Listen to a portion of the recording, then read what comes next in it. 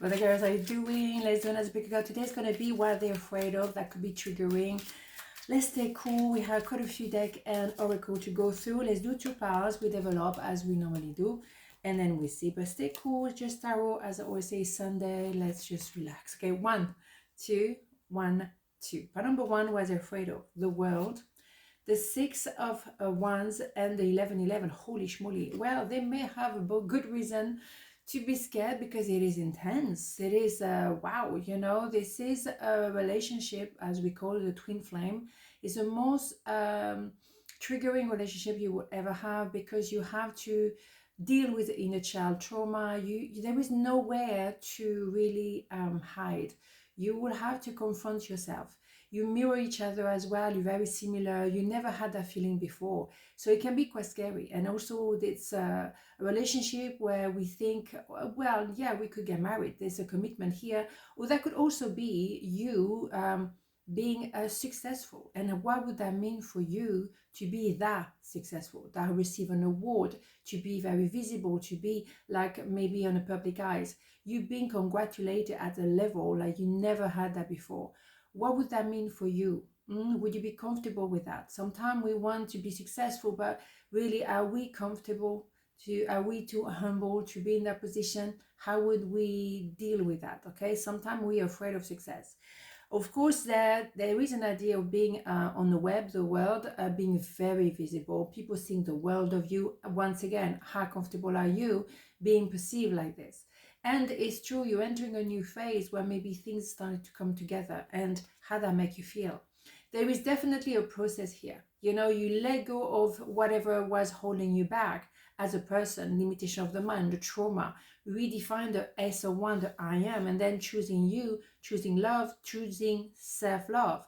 How does that make you feel? Are you afraid of that? So maybe it's you who's afraid of that, maybe it's your person, or both. You could be quite similar, obviously, and mirror each other. Twinning, as you can see, it's very similar. So it is very possible that what you feel at the moment, they're feeling the same thing, and they don't really know how to go through that because it's quite intense, obviously. So let's have this one, a hidden circle, which is always fascinating, we know. Let's have a look. What do we have? What do we have? You and I were too young, or you and I were too green, unprepared. We didn't know what to do with that. Well, yeah, regardless how old you are, it doesn't matter. When you meet your twin, it's, oh my God, it's so unbelievable and sometimes a bit afraid. We don't really know what to do with it. We've never been through this. So being too young, being too green, and not knowing how it feels to be with a twin, but how would you know? You only have one twin, okay? So it's the first and last time that you meet that person, in a sense of discovering that person. You've never been there before. How could you? You only have one twin. Harmony. Disharmony occurs when we try to resist life's natural flow. Everything has its cycle. Every stage of life has its own unique meaning and purpose. Every day can be harmonious if we want it to be. Yeah, choosing harmony and balance, I would say. It's all about balance here, to be equal. It's also entering a new cycle of life and maybe giving birth to yourself, because I feel a bit like being in a womb somehow, you know, and also understanding your process, being in harmony with that transformation. You're going through different stages here. You're letting go of your past, you're discovering the I am, and you choosing self-love and love at the end of the day. Yeah, that can sound a bit chaotic because it's new, it's different, you've never been down that road. Oops, sorry, I'm moving everything. Yeah, I've never been down that road. Or even the camera cannot take it. Yeah, it's trying to be flexible with what's going on, the transformation within, and trying to navigate with this. You know, you are on a wave and you're surfing that wave. You don't really know how it's gonna be. It's every wave are different, and you have to go with that feeling. Imagination. I embrace and nourish the creative aspect of my mind. Yeah, don't be afraid of being creative and let your mind go to places that you've never been before. If you're finding your twin, if you're finding yourself, it's very new, it's very different. How do you cope with that? Because the version of you has very much been changing and transforming. So how do you stay in harmony with that imagination, with that creativity, with you transforming, finding your feet and the rest of it? Enormous. Keep an open mind. Here we go. Your soulmate may differ from your usual type and expectation, and even keep an open mind, because what you're going through It's a transformation. Okay, so don't think or overthink whatever it is. Just go through, one day at a time. Go through that moment, okay, by moment. I think you're not prepared to, I mean, who can be prepared for that? I mean, it's a shock. It's a beautiful shock. Don't get me wrong. I don't want to make it sound like it's a trauma. It is beautiful, but it is really intense, and it's really something that you never had before, and you will never have it again. Once you meet your twin, is a revelation. It's like a love at first sight. You just recognize each other. And I'm not saying that every love at first sight is a twin. I'm not saying that, but the intensity of finding your twin is as strong as a love at first sight. It just blow your mind. So yes, be prepared to that. Okay, so that's maybe what you're afraid of, what they're afraid of, and what you both afraid of, because it's really intense. And I can understand that. Okay, so part number 2, what they're afraid of: death, the Fool, the Emperor. Okay, we have 3 major arcana. Oh my God.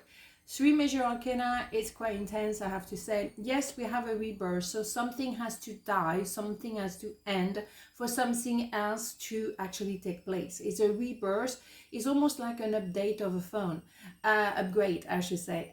You have a phone, but it's a different version of it, okay? So someone is going to take a leap of faith, and they're going to take the leap of faith, not bringing much with them, but healing the inner child here with the Sun, and taking that leap of faith. Like, I don't really know how it's going to work out. I've never been down that road before, but I'm going for it regardless. So what you do have here is the Emperor, someone who take that movement towards you, very strong, very committed. I'm ready now. So what they're afraid is maybe it's simply that transformation right here, because something has to end. They have to give up on something or someone. They have to let go of something or someone, because it's time for you now to embrace a new life, a new cycle of life. And I think those 2 cards are very, very forward.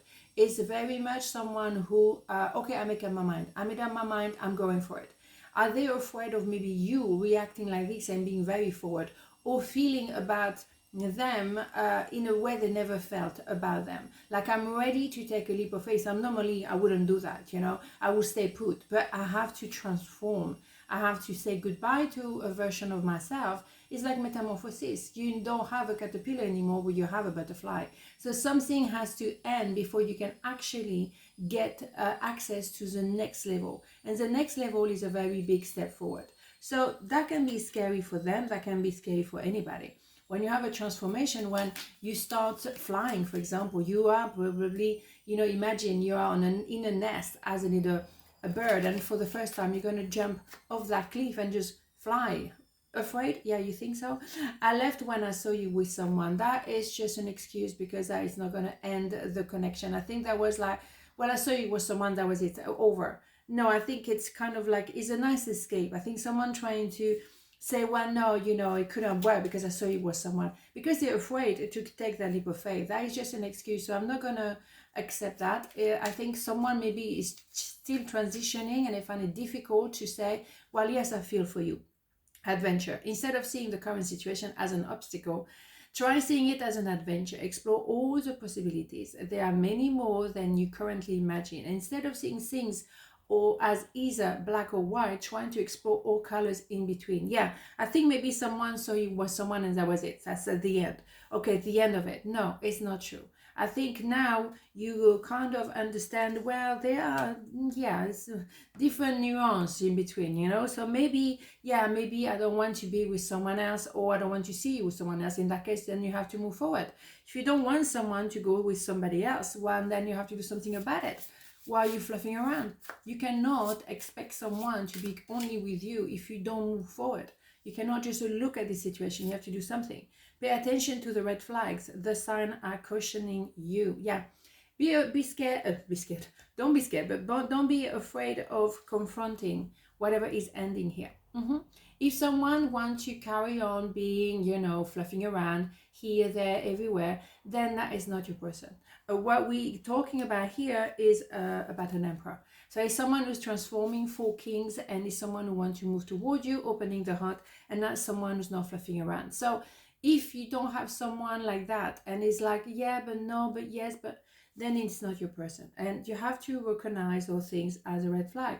Some people, they don't want to see the red flag. They say, oh, but no, but I invested. Never, you invested and you're still not you know, anywhere else. You're just still stagnating in the same place. So if you've been investing in a person and it's still the whole thing 10 years later, then maybe, you know, it's not your person. Maybe you haven't really moved forward, or you're investing, but is that person investing as well? Maybe not. So you have to, that is a red flag. When you give more than you receive, don't, you know, go bankrupt in your relationship. Don't give and receive nothing. In business, you wouldn't do that. So why would you do that in a relationship? Purpose. I know what I'm here to do. Yeah, know your purpose. Know who you are and what you deserve. You deserve to be loved by someone who damn right know who you are and going for it. If someone is like, yes, but no, but I'm not sure, well, I'm not sure, you know what, I buy.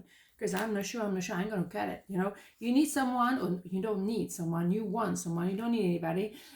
So that's the point. If someone is in the middle of the road and not taking that leap of faith, then why would you bother? Why would you compromise your peace of mind if someone is not 100% in with you?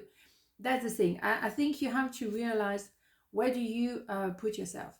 How much you give into the relationship, how much do you have back? Do you see that there are some red flags and nothing has changed, nothing has improved, and we are still in the same rubbish years later? The thing is, if you don't see a transformation, maybe that means that it's the end.